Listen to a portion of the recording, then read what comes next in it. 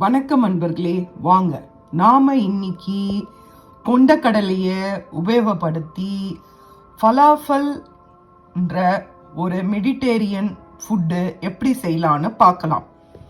இது Mediterranean food. இது நம்ம ஊர் வடை மாதிரி தான். இது ரொம்ப உடம்புக்கு நல்லது. இதில் அதிக அளவு புரோட்டீன் இருக்குது. இங்கே வெஜிடேரியன் சாப்பிட்றவங்கெல்லாம் ஃபலாஃபல் ரேப் சாப்பிடுவாங்க. ஏன்னா இங்கே புரோட்டீன் நிறைய தேவை. அதனால் நான்வெஜ் சாப்பிடாதவங்கெல்லாம் இந்த ஃபலாஃபல் அவங்க பீட்டா பிரெட் அந்த மாதிரி நிறைய ரேப்லலாம் வச்சு இதோட சாஸையும் ஆட் பண்ணி, சீஸ் எல்லாம் ஆட் பண்ணி, வெஜிடபிள்ஸ் ஆட் பண்ணி இது ரேப்பாக சாப்பிடுவாங்க. இது சும்மா கூட சாப்பிட்லாம். இது ரொம்ப அருமையான ஃபுட்டு. இது நம்ம ஊர் வடை மாதிரி தான் இருக்கும். இதை நீங்கள் செஞ்சு பாருங்கள். நீங்கள் செஞ்சுட்டு இந்த மாவை ஃப்ரீசரில் வச்சுட்டு கூட வேணும்போது இதை நீங்கள் வடையாக தட்டி எடுத்துக்கலாம். இது ரொம்ப அருமையான ஃபுட்டு. வாங்க எப்படி செய்யலான்னு பார்க்கலாம். இதுக்கு நாம் முன்னாள் இரவே இந்த கொண்டக்கடலையை ஊற வச்சிடணும். நாம் சுண்டல் எப்படி செய்வோமோ அதே மாதிரி நாளைக்கு செய்ய போகிறீங்கன்னா இன்னைக்கு சாயங்காலமே ஊற வச்சிடுங்க. ஊறின பிறகு 12 ஹவருக்கு மேலே ஊறணும். ஊறின பிறகு தண்ணியை வடிகட்டிட்டு அதே பச்சை கடலை தான், இதை வேக வைக்கக்கூடாது. இது பாருங்க, பச்சை கடலை தான், அதனால இது வேக வச்சிட போறீங்க, வேக வைக்கக்கூடாது. வாங்க இதோட என்னென்னலாம் மிக்ஸ் பண்ணலான்னு பார்க்கலாம். இப்போ பாருங்க, ஃபலாஃபல் செய்யறதுக்கு நான் இந்த சைஸ்ல ஒரு ஆனியன் எடுத்திருக்கேன், 4 பல்லு பூண்டு எடுத்திருக்கேன், 2 பச்சை மிளகாய் எடுத்திருக்கேன், பார்ஸ்லி லீவ்ஸ் எடுத்திருக்கேன். நீங்க பார்ஸ்லி லீவ்ஸ்க்கு பதில் கோரியாண்டர் லீவ்ஸ் எடுத்துக்கோங்க. உங்களுக்கு உங்க ஊர்ல இந்த பார்ஸ்லி கிடைச்சா பார்ஸ்லி எடுத்துக்கோங்க, இல்லைனாலும் கோரியாண்டர் யூஸ் பண்ணிக்கோங்க. நல்லா கோரியாண்டர், ஒரு கட்டு கோரியாண்டர் எடுத்துக்கோங்க. இதை நாம எல்லாமே அந்த ஊற வச்ச கடலையை தண்ணி இருத்துட்டு நாம தண்ணியை வடிகட்டிட்டு இது எல்லாத்தையும் அதுல போட்டு மிக்சி ஜார்ல நாம அரைச்சி எடுத்துக்கலாம். ரொம்ப பேஸ்டா அரைக்க வேண்டாம், அதுக்கு முன்னாடி ஸ்டேஜ்ல அரைச்சி எடுத்துக்கலாம். இந்த வெங்காயம் பூண்டெல்லாம் கட் பண்ணி இதில் போட்டு அரைகிற பக்குவத்துக்கு கட் பண்ணி நாம் போட்டு மிக்சி ஜாரில் அரைச்சிக்கலாம். ஆமாம், இது மெடிடேரியன் ஃபுட்டுன்றனால மெடிடேரியன் கண்ட்ரியில் இதுதான் உங்களுக்கு கொரியாண்டர் மாதிரி. நமக்கு கொரியாண்டர் எப்படியோ அவங்களுக்கு இது பார்ஸ்லி. அதனால தான் இங்கே ஃபலாஃபல் மெடிடேரியன் ஃபுட்டுன்றனால நாங்கள் பார்ஸ்லி லீவ்ஸை யூஸ் பண்ணுறோம். அதான், வேற ஒன்றும் இல்லை. வாங்க பார்க்கலாம்.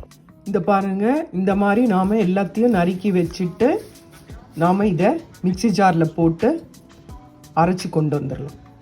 இப்போ பாருங்க, அந்த கொண்டக்கடலை பேஸ்ட்டை அரைச்சி கொண்டு வந்தாச்சு.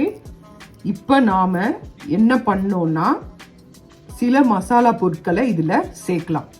இப்போ பாருங்க, நான் 1 டீஸ்பூன் ஜீரக பவுடர் எடுத்திருக்கேன், தேவையான அளவு உப்பு எடுத்திருக்கேன், 1.5 டீஸ்பூன் கோரியாண்டர் பவுடர் எடுத்திருக்கேன், 1/4 டீஸ்பூன் பேக்கிங் சோடா எடுத்திருக்கேன். இதை நாம் அந்த மிக்சரில் கலந்துடலாம். 1 teaspoon jeera powder, salt to taste, 1.5 teaspoon coriander powder, 1/4 teaspoon baking soda.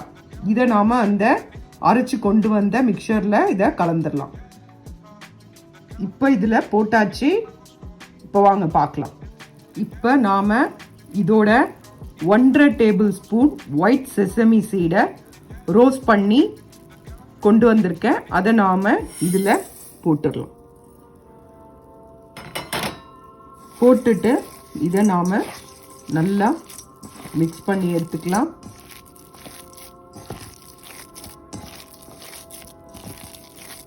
எல்லா பக்கமும் சேர்த்து நல்லா மிக்ஸ் பண்ணிக்கோங்க. மிக்ஸ் பண்ணிவிட்டு உங்களுக்கு காட்டுறேன். இப்போ பாருங்கள், நல்லா கலக்கி விட்டாச்சு. நாம் இப்போது இதை வடை மாவு மாதிரி உருட்டி எண்ணெயில் போடணும். எண்ணெய் நல்லா கொதிக்கணுங்க, நல்லா ஹாட்டாக இருக்கணும் ஆயில். அதுக்கப்புறம் அதை மீடியம் ஃப்ளேமில் வச்சுட்டு பொரிச்சு எடுக்கணும். எண்ணெய் சூடாகிறதுக்கு முன்னாடியே நீங்கள் போட்டிங்கன்னா இது அப்படியே உதிர்ந்து போயிடும். அதனால் எண்ணெய் நல்லா ஹாட்டாக இருக்கணும். ஹாட்டான பிறகு அதை மீடியம் ஃப்ளேமில் வச்சு ஃப்ரை பண்ணி எடுங்க. இந்த மாதிரி உருண்டை பண்ணி லைட்டாக ஒரு அமுத்தி இதை ஆயிலில் போடணும். இது நல்ல healthy dish, high protein dish. அதனால் நீங்கள் இதை செஞ்சு வச்சுட்டு கூட ஃப்ரீசரில் வச்சுட்டு வேணும்போது ஹீட் பண்ணி சாப்பிட்லாம்.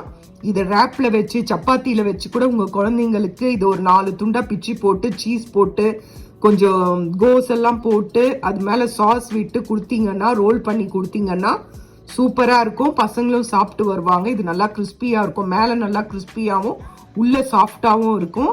இது நீங்கள் செஞ்சு வச்சுட்டு நீங்கள் வேணும்போது மாவாக கூட எடுத்து ஃப்ரீசரில் எடுத்து வச்சுக்கலாம். வேணும்போது செய்யலாம். இல்லை ரெடி பண்ணி ரெடியாகவும் வச்சுட்டு அதுக்கப்புறம் மைக்ரோவேவில் வச்சு ஹீட் பண்ணியும் கொடுக்கலாம். இது ரொம்ப நல்ல டிஷ்ஷு. இதை செஞ்சு பாருங்கள். இது ரொம்ப டேஸ்ட்டாக இருக்கும். அந்த செசமி சீடெல்லாம் இருக்கிறனால அந்த கொண்டக்கடலையோட டேஸ்ட் எல்லாம் நல்லா இருக்கும். இதை செஞ்சு பாருங்கள்.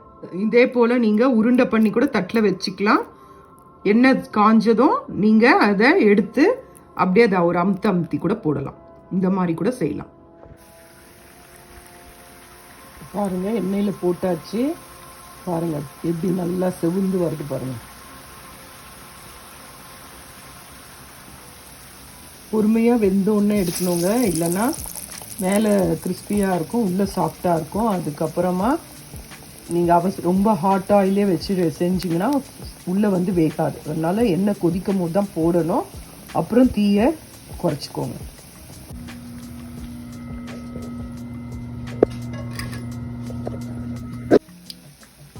இப்போ 2 பக்கமும் ஃப்ரை ஆயிடுச்சுங்க. நாம் இதை ஆயிலிருந்து எடுத்துடலாம். பாருங்க, ஃபலாஃபல் நாம் ஃப்ரை பண்ணி கொண்டு வந்தாச்சு. Falafel ready. நீங்கள் இதை சூடாக சாப்பிடுங்க, இல்லை ஆற வச்சு எப்போ வேணாலும் சாப்பிட்லாம். இது நல்லாயிருக்கும்.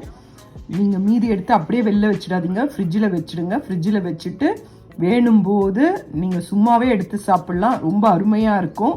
அந்த கடலையோட டேஸ்ட்டு ரொம்ப நல்லா இருக்குங்க.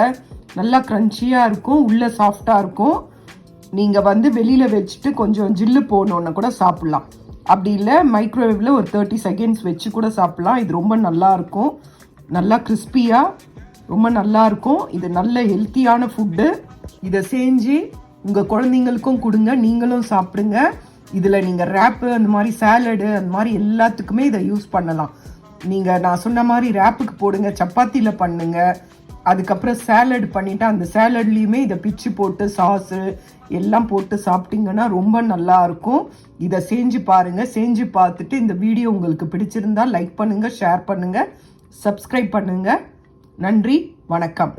இப்போ இது பாருங்கள், சூடாக இருக்குது பாருங்கள், எப்படி ஆவி வருது பாருங்கள். இது நல்லா சாஃப்டாக இருக்குங்க. இது நல்லா கிறிஸ்பியாக இருக்கும். நீங்கள் சாப்பிட்டு பாருங்களேன், உங்களுக்கு அடுத்தடுத்து சாப்பிட்ணுன்னு தோணும். எண்ணெய் கூட ரொம்ப அதிகமாக இழுக்காது. ரொம்ப நல்லாயிருக்கும். உள்ளே சாஃப்டாக இருக்கும், மேலே நல்லா கிறிஸ்பியாக இருக்கும். இது சாப்பிட்டு பாருங்கள். சாப்பிட்டு பார்த்துட்டு உங்களுக்கு பிடிச்சிருந்ததுன்னா நீங்கள் வீட்டில் நீங்களும் செஞ்சு பாருங்கள். பார்த்தீங்களா, க்ரன்ச்சியாக இருக்குது பாருங்கள்.